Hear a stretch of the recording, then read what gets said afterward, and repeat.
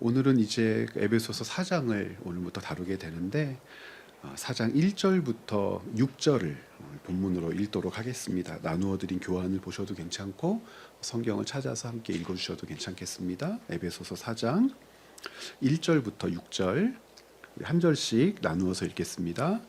그러므로 주 안에서 갇힌 내가 너희를 권하노니 너희가 부르심을 받은 일에 합당하게 행하여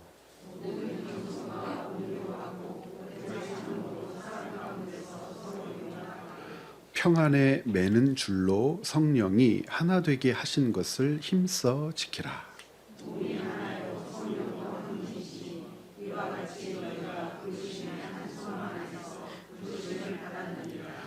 주도 한 분이시요 믿음도 하나요 세례도 하나요.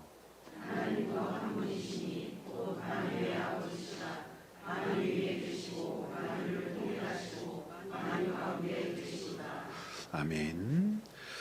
에베소서 말씀을 계속해서 우리가 보면서 1장부터 3장에 있는 내용들을 여러분 꼭 되짚어서 다시 한번 살펴주시기를 부탁드리겠습니다.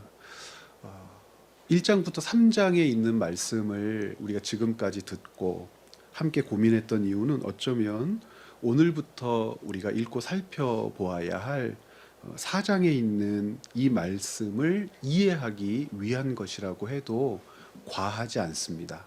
1장부터 3장이 우리에게 교회가 무엇인지를 가르쳐주고 교회의 탄생, 교회를 붙드신 뜻, 교회를 이 땅에 내신 뜻, 교회를 만드신 뜻, 교회를 통하여 이루신 일, 이 모든 것들을 가르쳐 주셨다면 그와 같은 교회를 하나님께서 우리에게 주심으로 우리가 그 교회에 참여함으로 우리가 어떻게 살아야 하는가, 어떻게 대하여 이제 본격적으로 가르쳐 주기 시작하고 계신다고 보아도 괜찮겠습니다. 그러니까 1장부터 3장은 어쩌면 기초, 근거, 준비라고 할 수 있을 것 같고 4장부터 시작되는 내용은 교회로 살아가는 삶의 그 본질, 교회라고 하는 것이 가지고 있는 힘, 능력,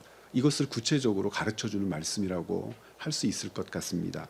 그래서 오늘 본문으로 읽은 4장 1절부터 6절도 그 맥락을 살펴보면, 문맥을 보면 어떤 내용을 담고 있는지 알 수가 있어요. 여러분 1절 한번 보시겠습니까?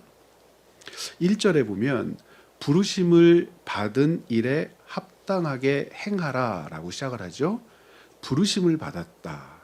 그 일에 합당하게 행하라. 그러면 부르심 받은 일에 대하여 합당하게 행하려면 기억해야 되죠. 알아야 돼요. 무엇으로 부르셨는가? 그 부르신 일이 뭐지? 그 부르신 일을 알아야 합당하게 행할 것 아닙니까? 그런데 이와 같은 내용을 지금 여러분하고 나누는 게 우리들이 가진 연약함이죠. 그 부르심이 무엇인지를 알고 사장을 읽어야 되는데 또 우리가 설명하고 또 한번 되짚어 봐야 돼요. 도대체 무엇으로 부르셨단 말이야. 그래야 그 부르심에 맞는 합당한 삶을 살지.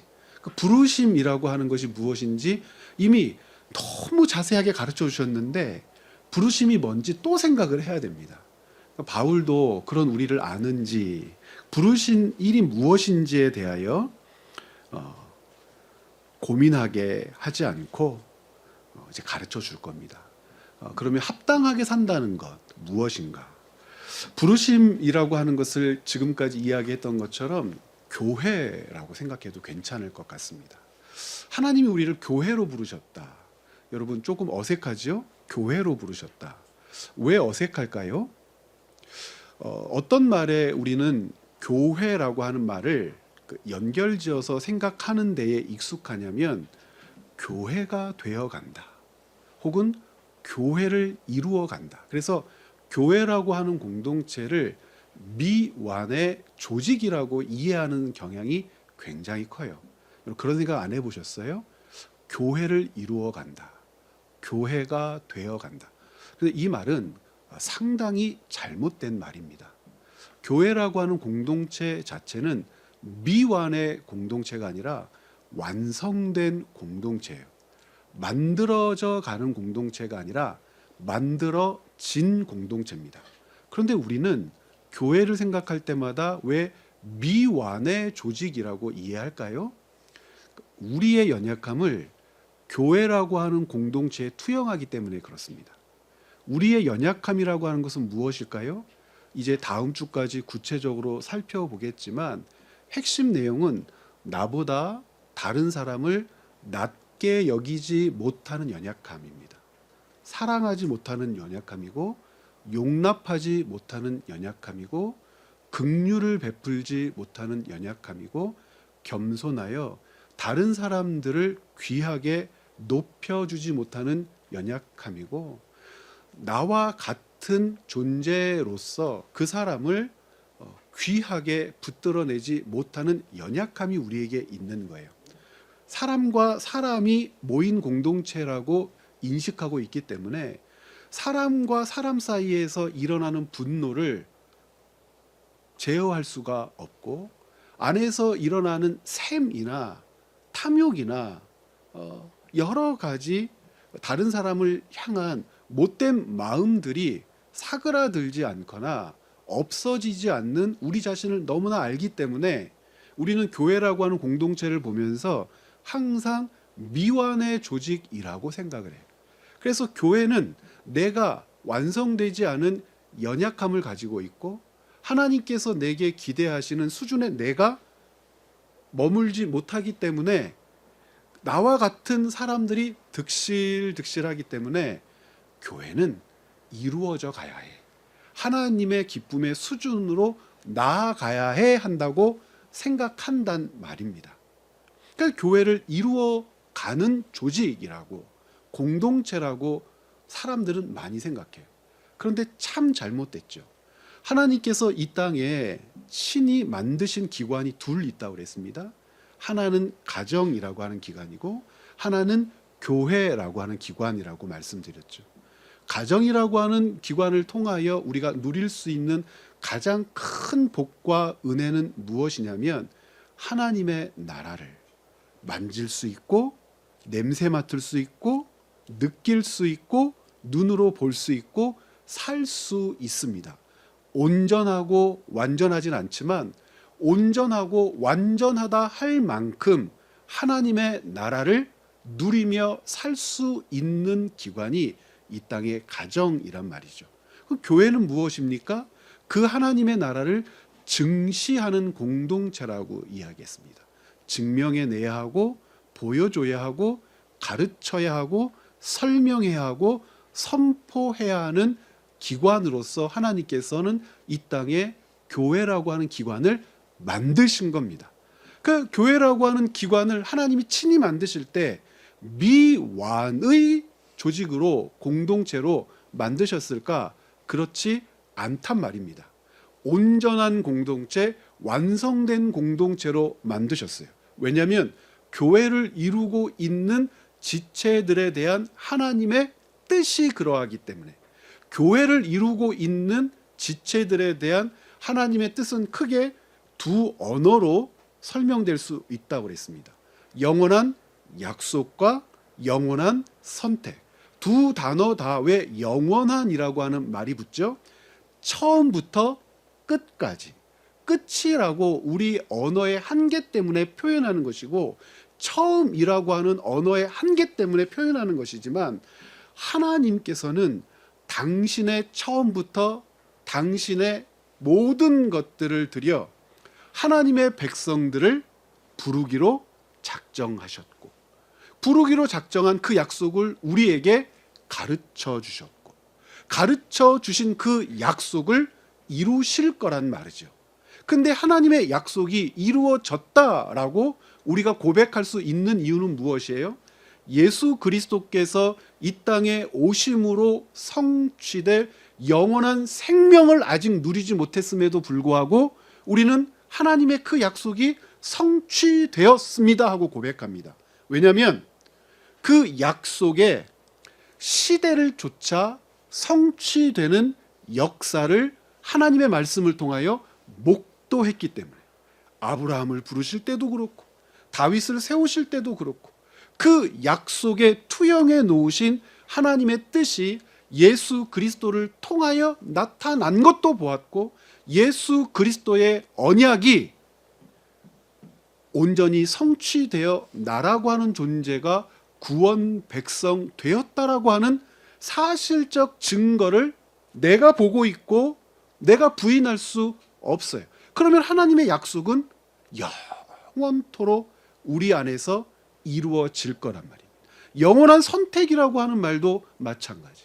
하나님의 백성이 되는 길은 이 두 가지 외에는 없다고 그랬습니다. 하나님의 약속과 선택 외에는 없다고 그랬습니다. 영원한 언약, 영원한 선택, 그 약속과 선택을 부여잡고 있기 때문에 우리가 하나님의 백성 될 수 있었다라고 하는 사실을 잊을 수 없죠. 하나님이 우리에게 어떤 조건을 내거셔서 우리로 하여금 하나님의 백성 될 요소들이나 내용들을 만들어내라면 우리가 하나님께서 요구하시는 것을 만들어낼 수 있는 존재들인가? 사람들이 착각하고 오해해요.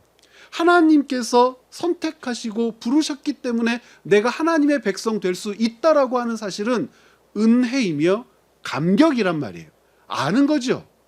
우리가 만들어낼 수 있는 존재가 아니라고 하는 사실. 자, 영원한 약속과 영원한 선택으로 하나님의 백성된 자들을 지체로 이루신 기관이 교회이기 때문에 교회는 완전한 공동체예요. 완성된 공동체예요. 완전한 공동체, 완성된 공동체로서 그 가치와 본질은 바뀌지 않아요. 그런데 우리는 계속 투영한단 말이죠. 내 연약함, 내 죄성, 내가 가지고 있는 하나님 앞에서의 그 부족함들을 투영하여 교회라고 하는 공동체를 흔드는 거예요. 이루어져 가야 하는, 완성되어져야 하는. 에베소서 말씀을 통해서 우리는 그와 같은 시각과 태도를 고쳐야 하고, 그 시각과 태도를 고치고 교회가 무엇인지를 알게 된다면 우리와 같은 연약한 존재까지도 용광로와 같은 공동체인 이 교회가 녹여내어 우리를 하나로 묶어낼 수 있는 능력이 있음을 믿으면서 교회라고 하는 공동체를 바라봐야 한다는 겁니다. 이와 같은 사실과 이와 같은 가르침이 에베소서 1장부터 3장까지 설명되어졌고, 그 교회로 부르셨다라고 하는, 그 완성된 공동체로 부르셨다라고 하는 이 영광스러운 사실을 붙들면서 우리를 살피는 거죠. 그 부르심에 합당한 삶을 살고 있는가? 그 합당한 삶이 뭐라고 되어 있어요? 2절부터 3절에 기록되어 있죠. 같이 2절과 3절 읽어볼까요? 모든 겸손과 온유로 하고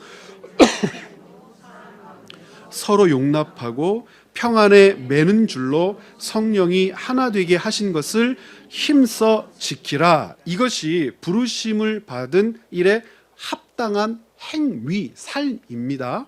그럼 왜 이렇게 2절과 3절처럼 모든 겸손과 온유, 오래 참음, 사랑 가운데 서로 용납하고 평안에 매는 줄로 성령이 하나 되게 하신 것을 힘써 지켜야 하는가?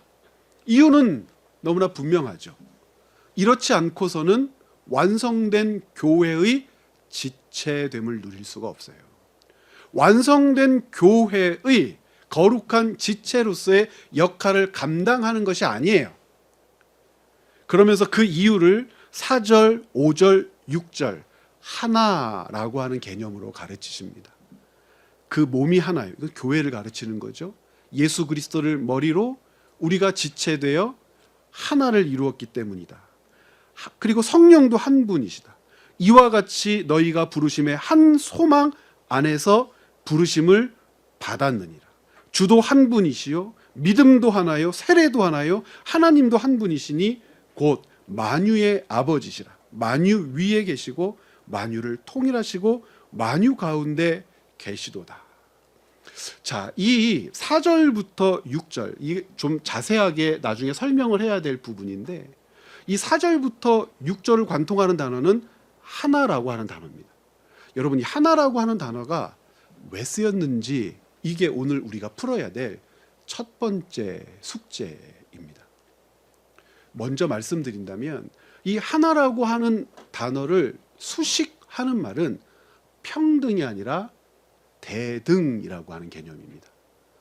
평등이 아니라 대등. 평등은 무엇이고 대등은 무엇인가? 여러분, 평등이라고 하는 말을 어떤 때 많이 사용하죠? 굉장히 좋은 개념이고 교회라고 하는 공동체가 지향해야 될 가치로 많은 사람들이 이해하는 개념이죠. 평등하다 그러면 어떤 것들을 생각하세요? 평등이 이루어지려면 어떤 것이 전제되어져야 할까요? 힘센 사람과 약한 사람이 평등하려면, 지식인과 혹은 많이 배우지 못한 사람이 평등하려면, 부자와 가난한 사람이 평등하려면 어떻게 해야 되죠? 누가 애쓰고 누가 힘쓰면 되죠? 힘 있는 사람이 자기의 힘을 내려놓아야겠죠. 그 힘을 어떻게 하지 않아야 됩니까? 사용하지 않아야 되겠죠. 많이 가진 자가 작은 자와 평등하려면, 모든 것들이 같은 원리란 말입니다. 힘 있는 자가, 권력 있는 자가 무엇이든지 더 많이 행할 수 있는 자가 자기의 것을 내려놓고 다른 사람에게도 기회를 주었을 때, 다른 사람도 할 수 있도록 그 길을 열어줬을 때 세상은 평등하게 되죠. 여러분, 여성들이 참정권을 가진 지 100년이 안 됐죠. 우리나라만 그런 것이 아니라 전 세계적으로 그렇습니다. 여성들이 어떻게 남자와 평등하게 참정권을 가질 수 있었죠? 그런 원리랑 같습니다. 노예와 주인이 있지 않았습니까? 주인과 노예가 있었던 사회가 우리나라에도 150년 전에는 일상처럼 여겨졌던 세상이지 않았겠습니까? 그러면 어떻게 노예가 주인과 평등해질 수 있었겠습니까? 노예들의 투쟁을 통하여? 종들의 투쟁을 통하여? 노예와 종들의 투쟁을 통하여 이루어진 측면이 굉장히 있겠죠. 민중의 봉기를 통하여 이루어진 일들도 있겠죠. 그런데 핵심은 힘 있는 자, 가진 자, 주도권을 가진 자들이 그것들을 내려놓았을 때 이루어질 수 있는 일들이 평등이라고 하는 개념이란 말입니다. 그러면 이 평등과 대등은 어떻게 다릅니까? 대등하다. 대등하다라고 하는 이 말은 상대방을 나와 같은 존재로 여기는 겁니다. 평등은 굉장히 달라요. 시혜를 베푸는 측면이 있습니다. 내가 가진 것들을 내려놓았을 때 이루어질 수 있는 측면이 있습니다. 여기에서는 무언가 작은 사람이나 연약한 사람을 위하여 내가 무엇인가를 했을 때 이루어질 수 있는 일들일 수 있습니다. 그런데 대등은 그와 같은 개념이 아니에요. 대등이라고 하는 개념은 상대방을, 나 외에 다른 사람을 나와 같은 존재로 인정하는 것입니다. 인정한다고 인정되는 것이 아니라 원래 그렇다라고 믿는 것입니다. 그래야 대등이라고 하는 개념이 완성되거든요. 여러분, 하나다, 하나다, 하나라다, 하나다고 했을 때 베드로 전서나 베드로 후서에서 우리에게 가르쳐주는 하나님 나라 백성됨의 개념 가운데 가장 위대한 개념이 무엇이냐면, 하나님의 백성인 우리가, 베드로전서 1장 4절에 그랬습니다. 우리가 신의 성품에 참여한다라고 하는 말을 써요. 놀랍게 예수 그리스도가 머리고 우리가 그의 몸이라면 머리와 몸은 따로 떼어서 생각할 수 있는 것입니까? 아니면 하나입니까? 하나이죠. 머리이기 때문에 그로부터 생명을 공급받는 원리를 배우지만 머리와 몸은 하나예요. 그런데 머리와 몸이 하나라고 하는 이 사실을 바울은 로마서 8장 17절 이하에서 뭐라고 얘기하냐면 그리스도와 같은 상속자라고 우리를 소개해요. 예수 그리스도와 우리가 평등하다는 겁니까? 대등하다는 겁니까? 대등하다고 얘기합니다. 예수가 하나님의 상속자가 된 것처럼 우리도 하나님의 상속자가 되어서 예수께서 시혜를 베푸신 것이라고 이야기를 하지 않고, 우리는 알아요. 그것이 어떻게 은혜로 우리에게 주어졌는지, 어떻게 우리가 상속자가 되었는지 다 알아요. 두 가지라고 했지 않습니까? 하나님의 영원한 언약과 영원한 선택이고, 언약과 선택을 성취해내시기 위하여 하나님이 어떤 일을 하셨는지를 다 알아요. 그런데 그 모든 일들의 결론, 그 모든 일들의 성취는 우리로 하여금 하나님의 독생자이신 예수가 상속자이듯 우리가 하나님의 상속자라고 이야기한단 말입니다.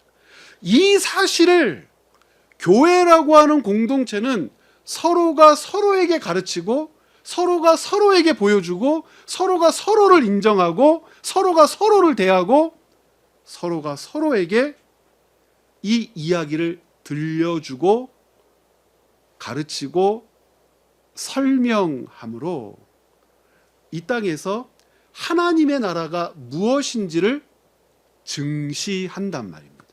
증시한다라고 하니까 교회 밖으로만 이야기하는 사람들이 많은데, 바울이 가르치는 교회론에서 증시하는 공동체의 가치가 나타나는 현장은 교회 안에서 교회 밖으로 이기 전에 교회에서 교회로 해요.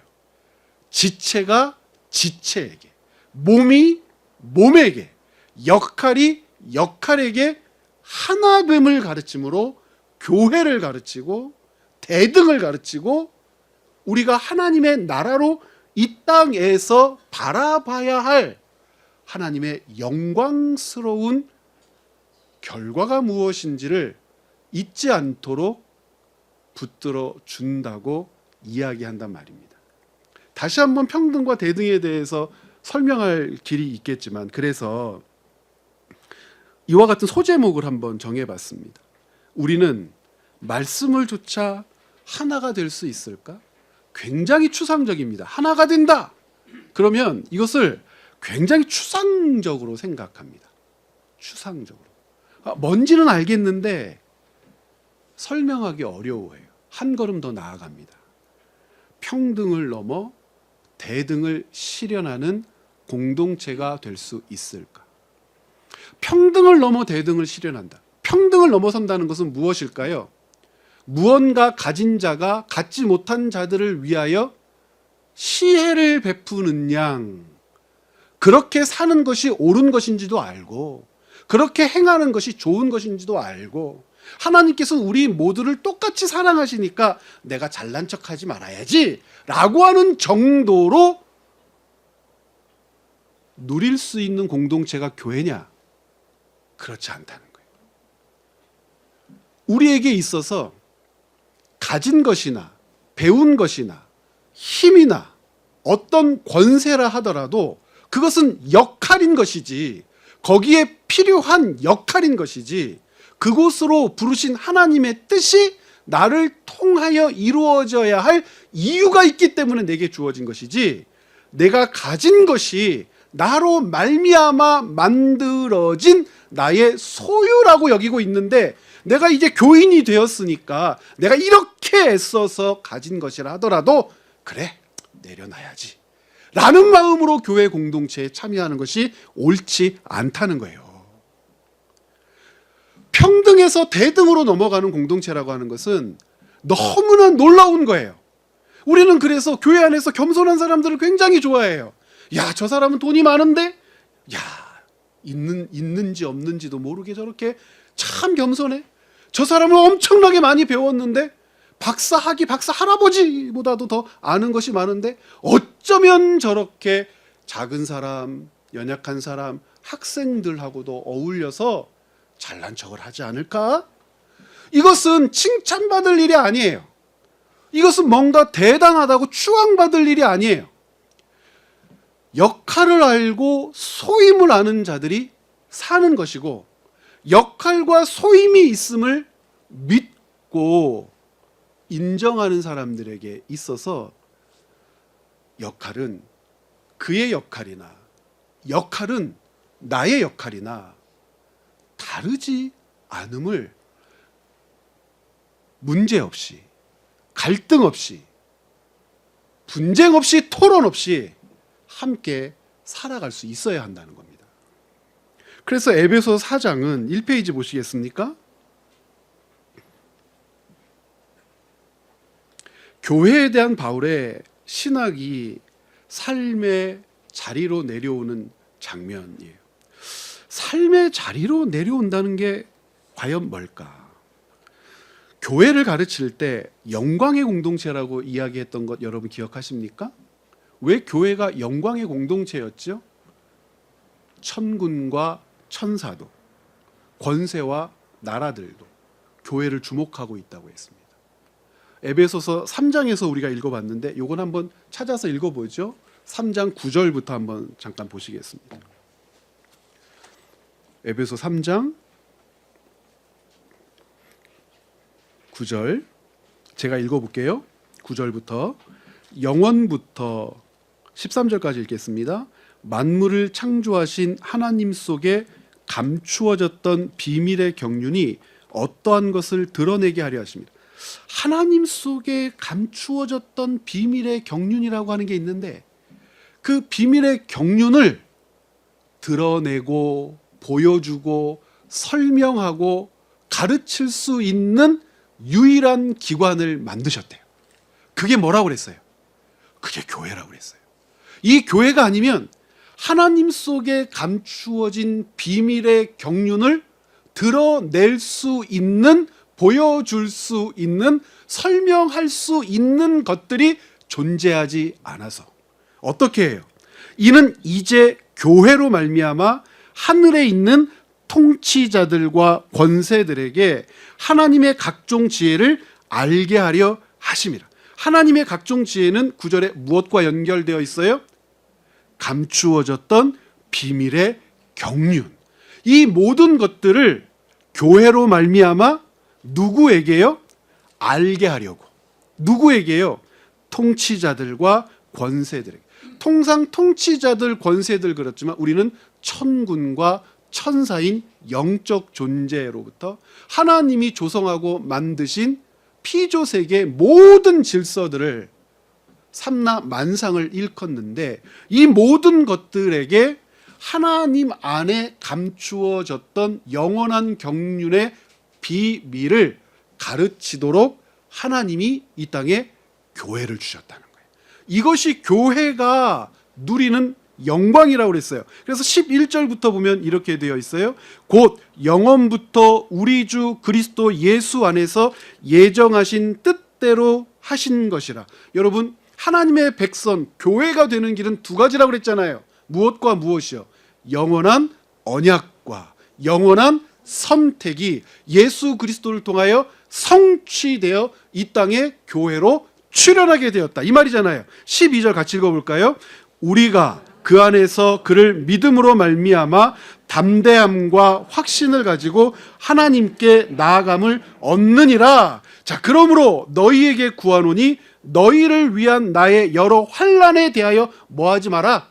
낙심하지 마라. 그럼 반대로 바울을 보면서 추앙하거나 바울은 우리와 다른 사람이라고 여겨서 특별한 존재로 대하거나 바울을 숭배하거나 하는 일들도 있을 수 있어요?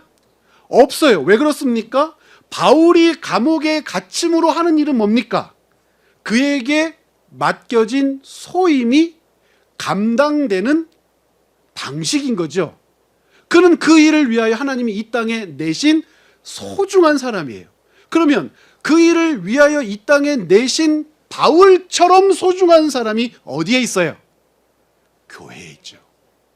교회에 있죠. 누가 바울처럼 소중한 소임을 품고 이 땅의 영원한 언약과 선택에 의하여 교회로 부름받은 존재예요? 이 말씀을 읽으면서 누구라고 얘기해야 돼요? 나라고 얘기해야 돼요. 박희정 목사요가 아니라 여러분 한 분 한 분이 그런 거예요. 바울이 그래서 너무나 분명하게 얘기하는 거예요. 나의 여러 환난에 대하여 낙심하지 말라. 이는 너희의 영광이니라. 내가 너희의 영광이라고 하는 뜻입니까? 아니라 하나님께서 이 땅에 내신 교회가 무엇인지를 나를 통하여 너희가 본다. 바울은 지금 뭘 증시하고 있는 겁니까? 그에게 주어진 소임으로 하나님의 기관인 교회를 증시하고 있는 것이니 낙심하지 말라. 그러므로 그렇게 교회됨을 배우고 깨닫고 알게 된 다른 지체들도, 그리스도의 몸도 이 땅에서 하나님의 영원한 경륜의 비밀을 뭐하는 일에, 증시하고 선포하고 가르치는 일에 참여하게 되었음을 깨달아야 하는 거죠. 우리는 그렇게 부름을 받았으므로 이것이 교회가 누리고 있는 놀라운 영광이란 말입니다. 그래서 다시 1페이지로 한번 가보시겠습니까? 앞선 3장에서 바울은 하나님께서 그리스도 안에서 무엇을 행하셨는지를 설명했어요. 첫 번째는 허물과 죄로 죽었던 자들을 그리스도와 함께 살리셨죠. 멀리 있던 이방인과 가까이 있던 유대인을 그리스도의 피로 하나 되게 하셨고, 이 둘로 하나를 만드사 원수된 것을 소멸하시고 한 새 사람을 지어, 새 창조의 사람을 지어 화평을 누리게 하셨다고 그랬습니다. 에베소서 1장부터 3장의 핵심은 단순히 개인이 구원받는다는 차원에 머물지 않아요.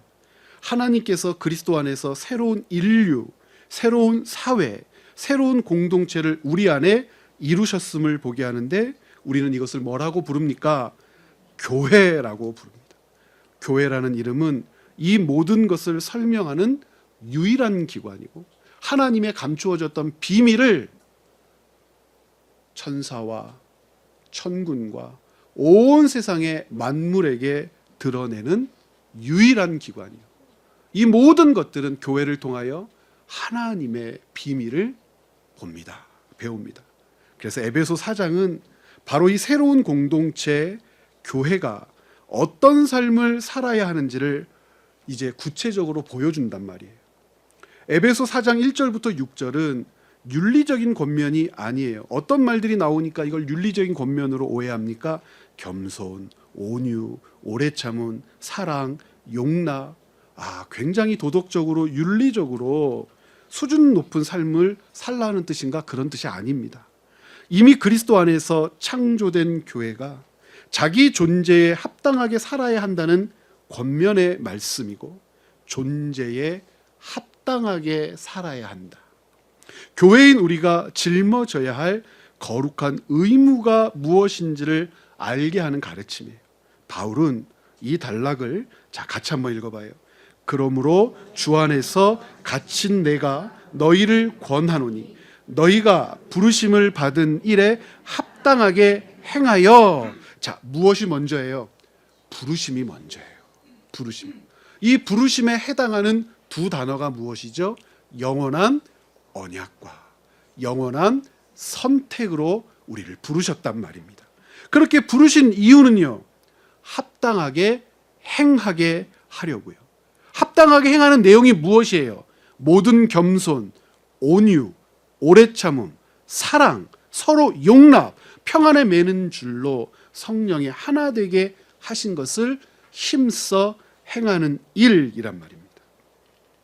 바울은 먼저 어떤 행동을 요구하지 않고 뭘 가르쳐요? 부르셨다는 사실 자체를 가르칩니다. 어떤 존재인지를 상기시키는 거예요. 우리는 어떻게 교회가 될 수 있었어요? 하나님의 언약으로, 그 성취로, 영원한 선택으로 우리가 하나님의 자녀, 이 땅에서는 교회를 이루게 되었단 말이에요. 우리에게 그 이유나 근거가 있지 않고 부르심에 있단 말이에요. 약속을 이루셨기 때문에 영원한 선택을 성취해 내셨기 때문에 우리가 교회가 됐단 말입니다. 이것을 먼저 상기시키는 거예요. 성도의 삶은 스스로 정체성을 만들어가는 과정이 아니고 하나님께서 이미 부르신 정체성에 응답하는 삶이라는 뜻이 여기에 있습니다. 그러므로 교회의 하나됨 역시 인간의 의지와 제도와 노력으로 새롭게 만들어내야 하는 과제가 아니에요. 그것은 하나님께서 그리스도 안에서 이미 이루신 현실이고 성도는 그 현실에 합당하게 살아야 하는 겁니다. 자, 이 지점에서 교회의 하나됨을 그러면 어떻게 이해할 것인가? 이제 이 문제가 제기된단 말입니다. 일반적으로 사람들은 교회 공동체의 이상을 설명할 때, 야, 참 좋은 교회야, 이런 교회가 되어야 해 라고 이야기할 때 이 단어를 사용해요. 평등. 조금 전에 설명했던 차별하지 않는 것, 평등이죠. 동일한 대우를 보장하는 것, 평등이죠. 특정한 계층이나 배경을 가진 사람에게 특권을 주지 않는 것이라는 뜻에서 평등은 귀합니까? 귀하지 않습니까?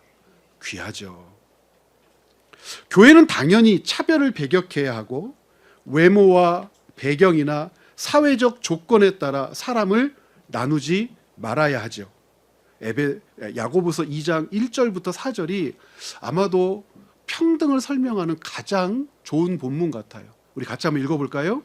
내 형제들아, 영광의 주 곧 우리 주 예수 그리스도에 대한 믿음을 너희가 가졌으니 사람을 차별하여 대하지 말라.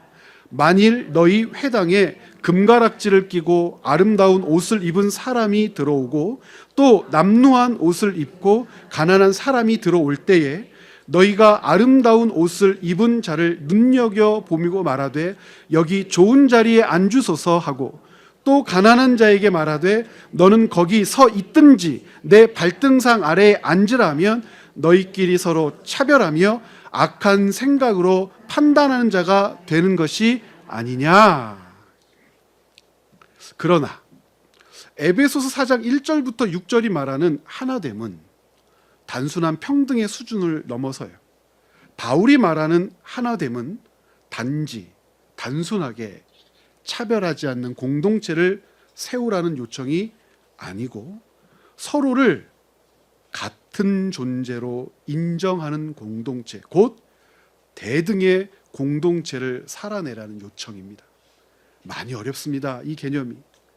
평등은 차별하지 않는, 그러나 대등은 같은 존재라고 인식하는, 평등과 대등을 구별하면서 우리 공동체가 과연 어떤 상황을 받아들이고 있는 공동체인지 심각하게 살펴보아야 됩니다. 평등은 주로 대우의 문제를 다루죠. 이런 거예요. 누구나 학교에 갈 수 있어. 누군가를 차별하지 않고 같은 기준을 적응하는 것이 그래서 평등이죠. 그러나 대등은 존재 인식의 문제를 다루어요. 대등은 상대를 나와 같은 자리에 서 있는 존재로 보게 합니다. 더 정확하게 말하면 하나님 앞에서 나와 똑같이 부름받고 똑같이 은혜를 입고 똑같이 그리스도 안에 접붙여진 존재로 인정하는 것입니다. 박사학위가 먼저입니까? 영원한 언약이 먼저입니까? 세상의 권력자가 된 것이 먼저입니까? 하나님의 영원한 선택이 먼저입니까? 영원한 언약과 영원한 선택 안에서 이루어진 일이라면 영원한 언약과 영원한 선택을 넘어설 수 있는 사람의 소유나 지위나 자리가 있을 수 있습니까? 소유나 지위나 자리가 어떻든지 무엇은 취소되거나 변하거나 없어지지 않아요. 영원한 선택과 영원한 언약으로 그리스도의 몸된 우리의 교회됨은 취소되거나 없어지지 않습니다. 세상에 있는 지위나 가치나 소유나 자리라고 하는 것은 있을 수도 있고 없을 수도 있고 강할 수도 있고 약할 수도 있고 바뀔 수도 있고 뺏길 수도 있지만 교회됨, 그리스도인됨, 하나님의 영원한 백성됨은 변할 수도 없고 바뀔 수도 없고 강하거나 약하거나 할 수도 없고 처음부터 지금까지 하나님의 붙드심으로 온전히 우리 안에 있는 것이란 말입니다. 이것이 대등의 출발점이에요. 평등을 이야기하는 것이 그래서 우스운 거죠. 그것은 논의의 대상이 아니에요. 그냥 그렇게 사는 것이지. 그래서 이 페이지의 마지막 줄 보세요. 꼭 기억하십시오. 따라서 평등은 위에 있는 자가 아래에 있는 자를 차별하지 않음으로써 어느 정도 구현할 수 있겠지요. 그러나 대등은요. 같이 읽어볼까요? 그보다 더 깊어요. 대등은 위에 서 있다고 생각하던 자가 자기 자리를 내려놓고 상대를 자신과 같은 존재로 인정하거나 심지어 자기보다 낮게 여기는 데서 시작하는 겁니다. 이 점에서 대등은 단순한 사회 윤리의 범주가 아니라 복음이 새롭게 만든 존재론적 질서예요. 오직 겸손한 마음으로 각각 자기보다 남을 낮게 여기고 라고 말한 것도 바로 이 자리와 연결됩니다. 이게 빌립보서 2장에 있는 말씀이잖아요. 1절부터 3절 같이 읽어볼까요? 그러므로 그리스도 안에 무슨 권면이나 사랑의 무슨 위로나 성령의 무슨 교제나 긍휼이나 자비가 있거든 마음을 같이하여 같은 사랑을 가지고 뜻을 합하여 한 마음을 품어 아무 일에든지 다툼이나 허영으로 하지 말고 오직 겸손한 마음으로 각각 자기보다 남을 낮게 여기고. 사전을 찾아봐도 그렇게 나와 있어요. 대등이라고 하는 말은 다른 사람을 나와 같은 존재로 여기는 것. 우리말 사전 참 좋습니다. 이렇게 되어 있어요.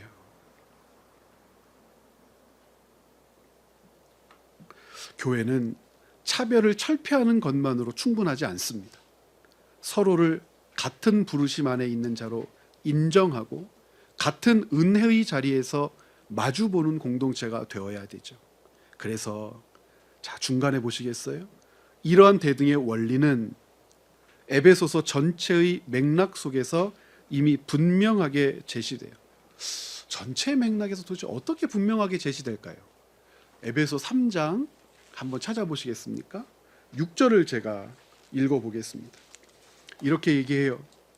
이는 이방인들이 복음으로 말미암아 그리스도 예수 안에서 함께 상속자가 되고 함께 지체가 되고 함께 약속에 참여하는 자가 됨이라. 평등이 아니라 대등입니다. 로마서 8장 17절 한번 보시겠습니까? 바울이 같은 개념을 다시 한번 이렇게 가르쳐요. 8장 조금 전에 이야기했었죠. 16절부터 제가 읽어볼게요. 16절 17절 성령이 친히 우리의 영과 더불어 우리가 하나님의 자녀인 것을 어떻게 하세요? 증언하시나니. 뭘 증언하신다는 걸까요? 자녀이면 또한 상속자 곧 하나님의 상속자요 그리스도와 함께한 상속자니.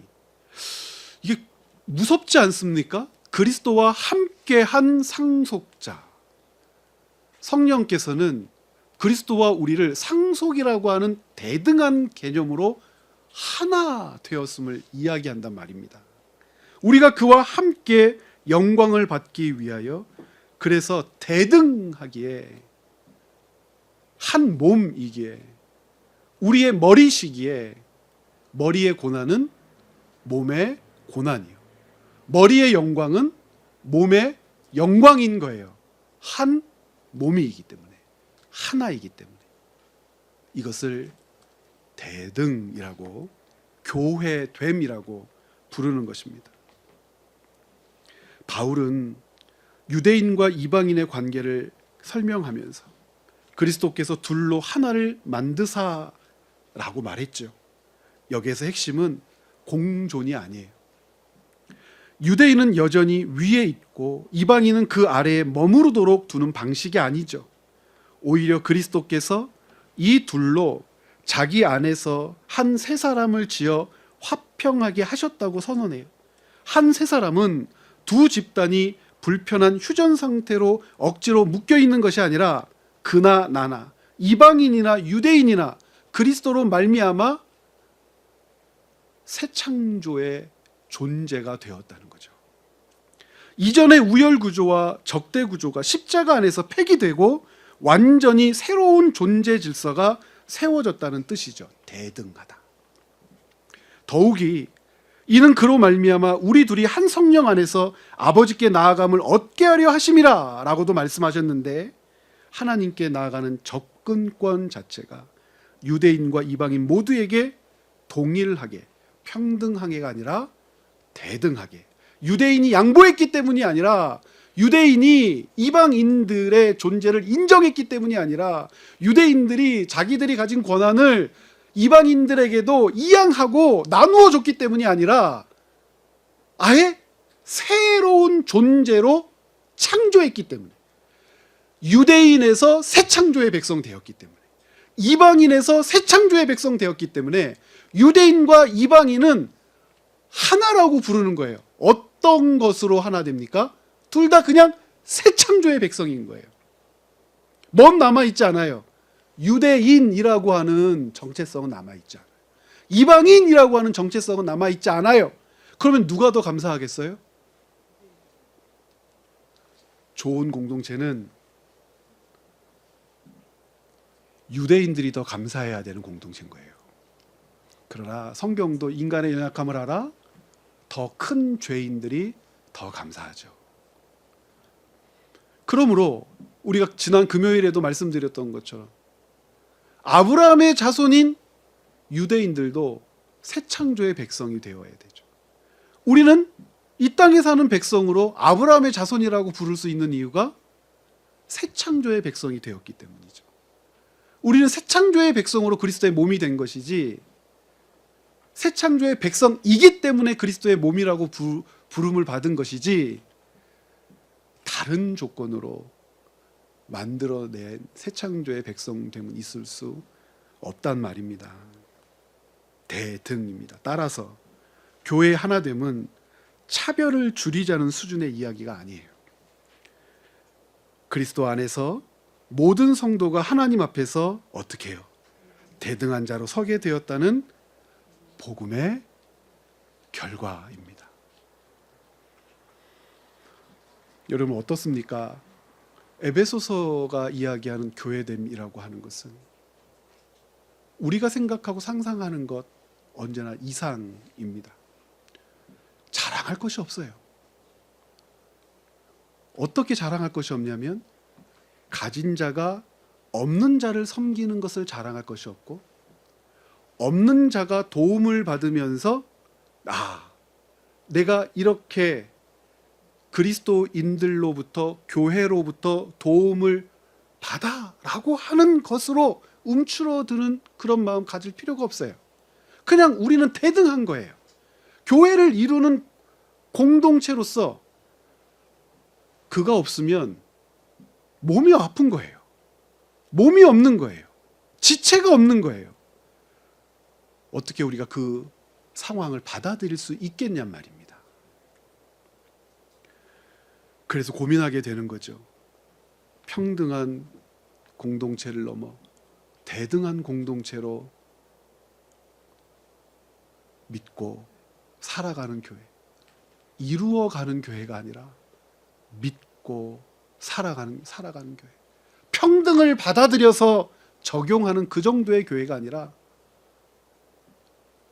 대등함을 믿고 살아가는 교회, 그 안으로 나를 부르셨음을 믿고 살아가는 지체, 우리는 그렇게 교회를 누리는 겁니다. 이루어가는 것이 아니라 누리는 것이고 사는 것이고, 만들어가는 것이 아니라 만든 곳으로 나를 부르셨음을 믿고 살아가는 것입니다.